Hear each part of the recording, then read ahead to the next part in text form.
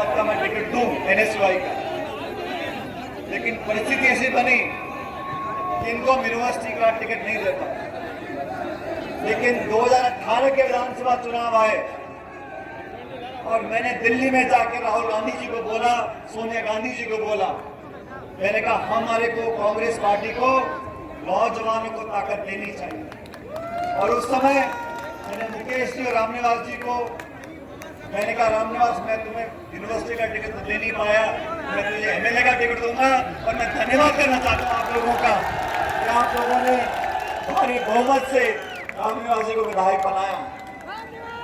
पिछले 4 सालों से मैं खुद इस बात का गवाह हूं, रामनिवास जी ने ऐसा कोई मंत्रालय नहीं छोड़ा, सचिवालय का कोई कमरा नहीं छोड़ा, अपने क्षेत्र को विकसित करने के लिए योजना, बजट, पैसा, विकास का, सड़क का, स्कूल का, अस्पताल का, बिजली का, जो काम हो सकता था उन्होंने कमाया।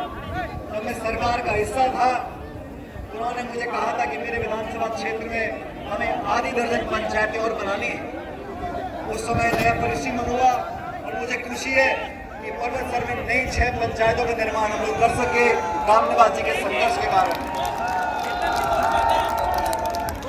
साथियों, आज हम इस सभा में मौजूद हैं और बड़ी संख्या में मेरी माताएं बहनें बैठी हैं।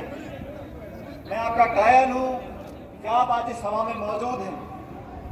आज देश के सामने, प्रदेश के सामने बहुत से गंभीर सवाल उठे। आप जानते हो देश में 2/3 आबादी जमीन पर, कृषि पर निर्भर है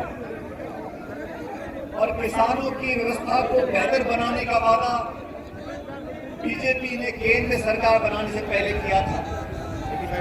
आज लगभग 8.5 साल पूरे हो गए, भाजपा की सरकार दिल्ली में बनी है और किसान के जो हालात हुए हैं कि वो सरकार है जिसने सरकार बनने से पहले कहा था कि हम किसान की आमदनी दुगनी करेंगे।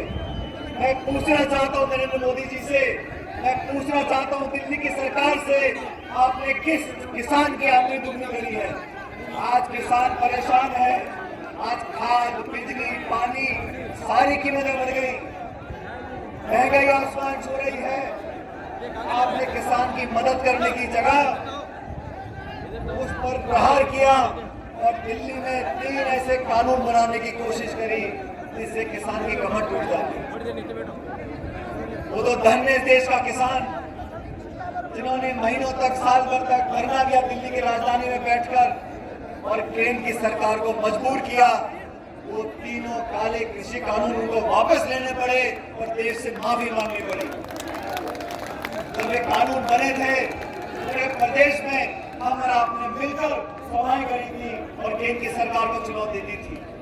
अगर किसान संगठित हो जाता है तो दुनिया की हर ताकत को हमारे सामने झुकना पड़ेगा।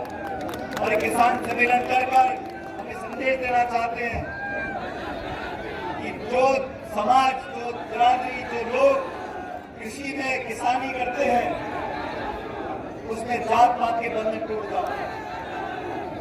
भाई मेरी बात सुनो, मैं आपसे निवेदन कर रहा हूं साथियों, शांति से बैठो।